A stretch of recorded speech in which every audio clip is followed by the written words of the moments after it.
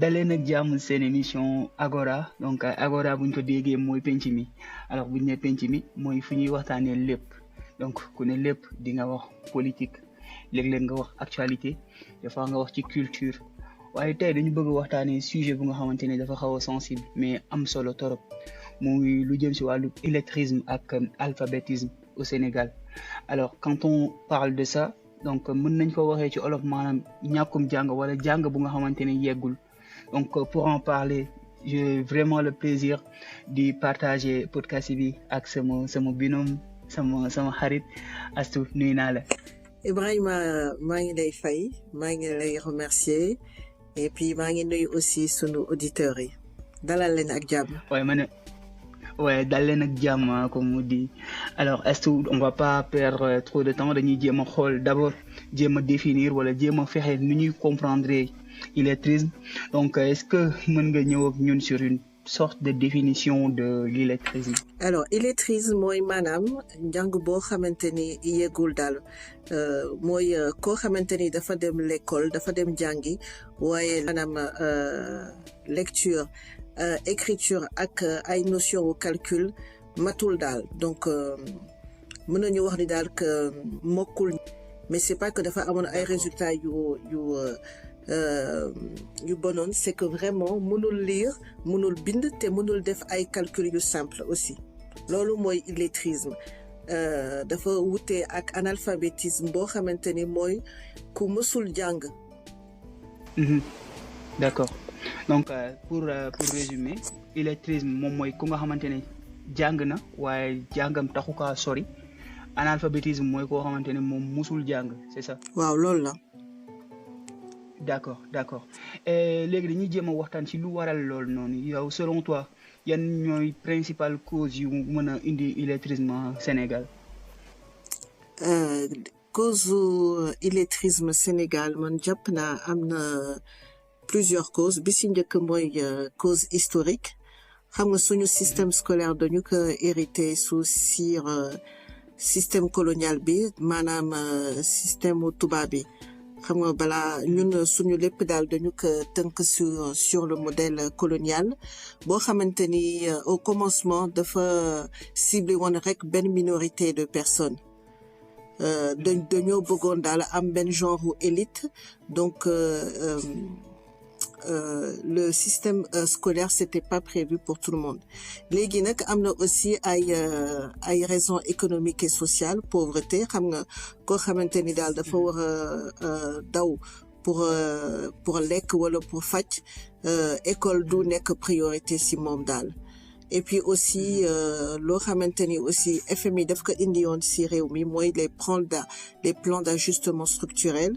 moo taxoon daal ay réewu Afrique yu bëre dañoo décidé woon mettre sur pause seeni investissement dans l'éducation ak la santé donc loolu yëpp mën na nekk ay causes.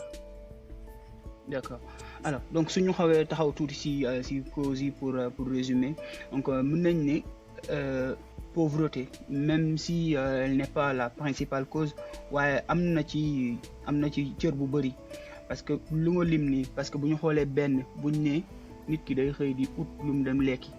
suñu référé woo ci pyramide des besoins de Maslow waaw bi muy wax ne effectivement donc bu ñuy wax besoin bu gën a basique moom mooy le b.a.-ba wu kii bi pyramide bi moom mooy les besoins physiologiques lekk naan ak tëdd yi nga xamante ne c'est naturel. maanaam nit ki bu amul yooyu mënul mën a dem di sàkku yeneen affaire donc ça rejoint parfaitement yow lu nga nekk di développer donc tey jii nii bu nekkee ne nit ki lekk ak naan mat na ko comme ni ñuy waxee mën na ko yëre mbubb ak tubëy donc kooku noonu mënul di dem di naan day jàngi donc après loolu aussi gis naa ne nga wax nga ci plan d'ajustement structurel yi donc loolu aussi bu ñu xoolee tuuti bu ñu gënee xóotal dafay affilié wu un peu ak économie parce que suñu économie am na nu mu daanoo woon ba FMI ñëw imposer ñu benn plan bu nga xamante ne ñun suñu dëkk yi c'est pas seulement le Sénégal. Oui. Donc il y a beaucoup de pays en Afrique yu nga xamante ne dund nañ lool dañ leen di entre guillemets interdire ñu investir sur des secteurs yi nga xamante ne c'est pas des secteurs qui sont rentables. Exactement. Tey jii si l'État investit sur la santé ou bien sur l'éducation donc c'est pas des secteurs qui vont systématiquement ramener de l'argent moo taxoon FMI ne dañuy arrêté yooyu et yooyu comme ni nga ko waxee léegi dafa am njeexital ci suñu niveau scolaire en gros. waaw loolu la mais am na aussi yeneen raison am na aussi la raison li ma mën a wax je pense la raison linguistique parce que ñun dañu décider daal que dañuy jàng suñuy doom yi en français te boo xoolee par exemple dans le cas du Sénégal xale yi lu ñu gën a làkk c'est wolof bu ñu nekkee seen kër c'est soit wolof wala pulaar wala séeréer donc xale boo xamante ni daal moom yaa ngi koy jàngal ci làkk boo xamante ni maîtriser wu ko njàngam day en fait dina am ay jafe-jafe pour que jàng bi demee normalement daal. D'accord donc da ngay jàpp ne langue bi benn frein la donc njàngam day sooxe. parce que mu ngi jàngee ci beneen langue boo xamante ne dañ ko jéegaani donc nga jàpp ne si loolu man je pense déduire que ne donc jàngee suñu ay làkk yu nga xamante ne moom lañ am Sénégal lu ci mel ni wolof. séeréer pël soninke wala yeneen ak yeneen donc yooyu jàpp nga ni c'est une solution pour mën a suuxat wala suqali illettrisme bi au Sénégal wala ñu jëlee ko fa quoi au Sénégal je veux dire. man je pense que c'est une solution parce que xale boo xamante ni dafay dem école te xam na ni daal que lu ñu koy jàng du si comprendre dara donc après dafay décrocher dafay am benn phénomène qu'on appelle le décrochage. dès les premières années te su fekkee daal xale bi dafa décrocher après daal day xaw a jafe pour mu continuer ay étudier de manière normale donc man je pense que il faut ñu xalaat loolu daal que xale yi mën a jàng ci làkk boo xamante ni dañu ko maîtriser c'est comme si daal da nga bëgg jàngal benn espagnol en allemand loolu sax yenewul enfin yenul maanaa daal mais pourtant ñun loolu la ñuy imposer suñu ay doom. effectivement après ñun duñ ci sax bàyyi xel parce que c'est un système qui est comme ça ñu dañoo juddu ñëw fekk système bi di demee noonu donc on vient on s'adapte on pose pas de questions on bouscule pas ce qui est déjà là donc moo tax dañuy ñëw rek jàpp ne c'est une chose qui est normale donc ñun wolof wala séeréer wala keneen ak keneen boo juddoo ñu lay jàngal ci français wala ñu lay jàngal ci anglais yow tu dis que ouais c'est une chose qui est normale alors ouais dama koy dékku c'est pas grave alors que c'est une chose qui n'est pas du tout facile c'est pas du tout évident alors donc je pense qu'on a fait un peu le tour des causes yu mën a indi illettrisme au Sénégal wala dafa am lu ma bàyyi. oui dafa am par exemple la cause culturelle et la cause de genre mooy maanaam teguñu jàngum xale suñu doom yu jigéen yi fu ñu ko war a teg c'est-à-dire que par rapport à éducation doom bu góor wala éducation doom bu jigéen am na encore ay zones yoo xamante ni jigéen yi daal c'est pas mis en valeur il y a aussi le problème des mariages précoces loolu aussi mën na nekk problème ça peut faire en sorte que des filles soient plus vite déscolarisées c'est ça daal donc am na ay parties yoo xamante ni vraiment l'éducation des filles n'est pas valorisée te loolu aussi problème la. En tout cas comme nu nga ko waxee bien que am na ay efforts yu ci def parce que buñ comparer 2025 contre ay années yi ci ginnaaw gis nañ ne am na ay efforts yu considérables yu nga xamante ne def nañ ko ci côté boobu mais ba tey des na parce que ñu ngi gis ba tey ces phénomènes là ñu ngi fi les mariages précoces jigéen ñi ñu ngi leen di teel a maye seen am na ci jigéen yu ci bëri ñu nga xamante ne bien qu'elle était vraiment brillante mais teel a sëyi xaw na yàq seen carrière ci côté njàng mi. Tout à fait. D'accord. Très bien. Alors, donc, je pense qu'on a fait le tour des causes, malgré que peut-être mën na am yeneen yu nga xamante ne waxuñu ko mais comme on dit lu duuf si nag li xajul ci cin li. Alors, donc là après les causes ñu dañuy dem xooli njeexital yi c'est-à-dire les conséquences. Les conséquences. yan nga jàpp ne lan nga jàpp ne moom mooy les conséquences concrètes de l'illettrisme sur la vie quotidienne des Sénégalais maanaam ci dund bu ñuy dund chaque jour. mais ku mënul jàng pour man non pas ku mënul jàng koo xamante ni dafa nekk ci illettrisme dafa nekk pour man ci comme benn genre kaso déjà dans la vie quotidienne gis nga léegi sunu culture bi lépp presque daal dañu koy bind pour dem ordonnance enfin pour dem pharmacie nga am sa ordonnance mënoo lire sa ordonnance mënoo lire benn panneau boo fekkee daal da nga dugg ci benn ministère wala sax mairie boo bëggee wut ay acte de naissance bëgg lire sa facture bëgg lire sa message wala sax benn contrat donc loolu moom obstacle la daal te dans le monde du travail day tax ni daal di nga am ay difficultés pour nga mën a évoluer si bien entreprise bi ou bien si sa liggéey. C'est vrai hein. Et même day indi benn problématique liée à compétence par exemple tey comme on dit employabilité le mot est venu alors employabilité tey jii est-ce que di nga mën a yow am les compétences yi nga xamante ne marché bi mu ngi koy laaj pour yow nga mën a employable donc loolu aussi c'est un problème et aussi on est dans un monde de plus en plus numérique est-ce que loolu aussi c'est un autre défi pour ceux qui ne sont pas ñu nga xamante ne sont pas lettrés. Tout à fait et puis aussi day tax ni daal que day à cause de ça daal day densifier le marché de l'informel parce que boo xoolee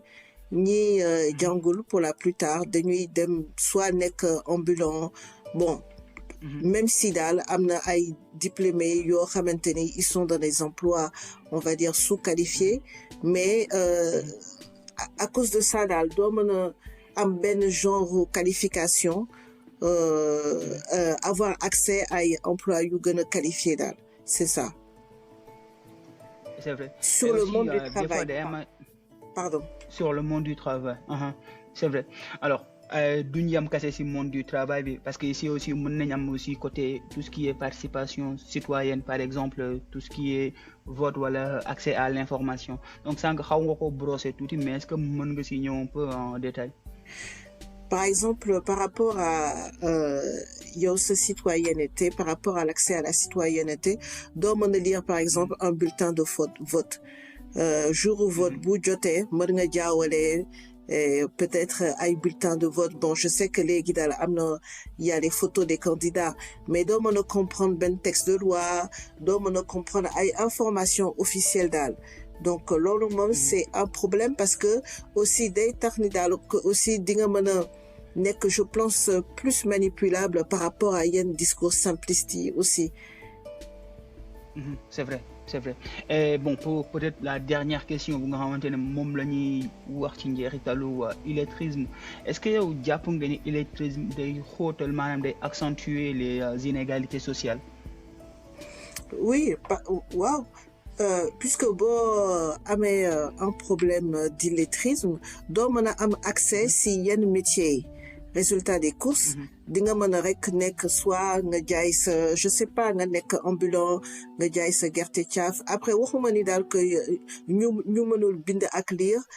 amuñu xel c'est pas du tout ça mais par rapport au monde dans lequel on vit boo xamante ni c'est basé quand même beaucoup sur l'écrit doo mën a am accès à yenn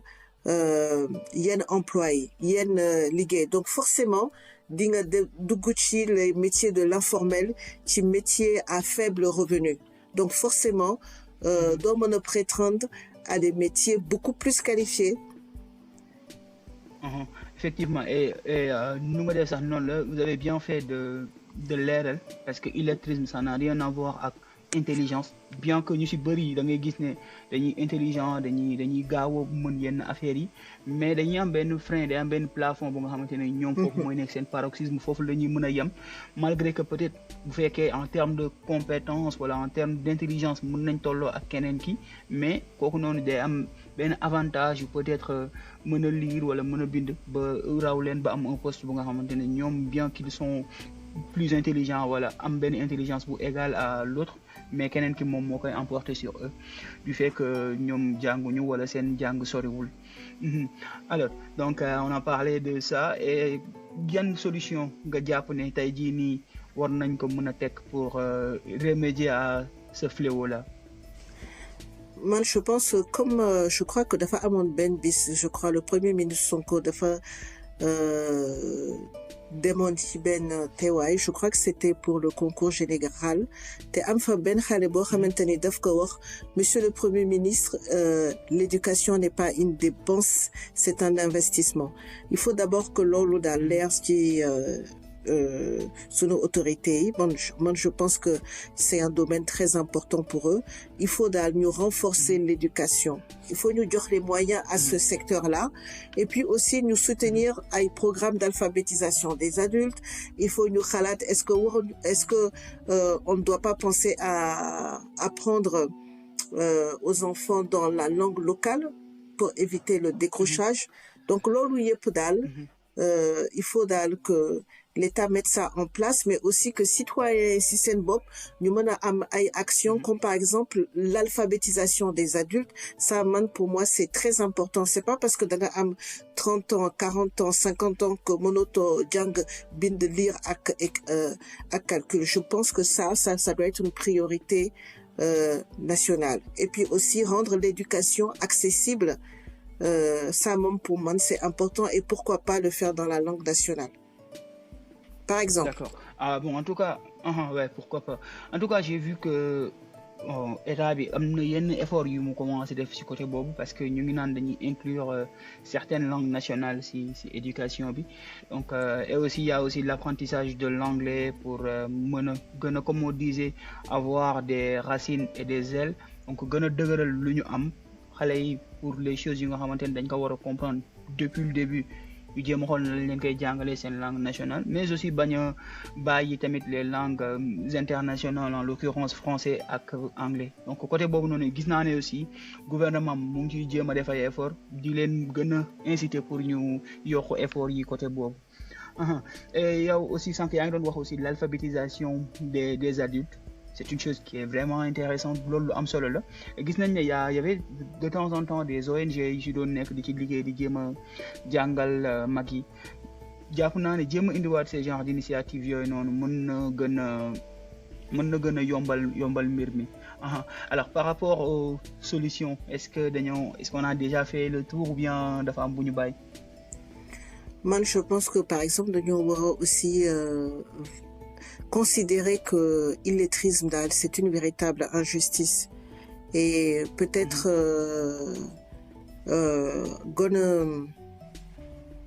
gën a valoriser aussi le numérique ak peut-être faire des actions auprès de ñi dëkk si yenn gox yi par exemple les bàjjenu gox recenser nit yoo xamante ni daal mënuñu bind lire et puis bañ aussi daal se moquer d'eux daal c'est ça leur dire que c'est une situation c'est pas irrémédiable daal donc man aussi c'est ça je pense que aussi daal bu fekkee daal c'est considéré comme une honte ñooñu ils vont avoir beaucoup de mal à vouloir venir demander de l'aide aussi parce que yombul aussi nga nekk par exemple quelqu'un qui a 40 ans te nga bëgg daal génn ci illettrisme si tout le monde te stigmatise. En tout cas loolu c'est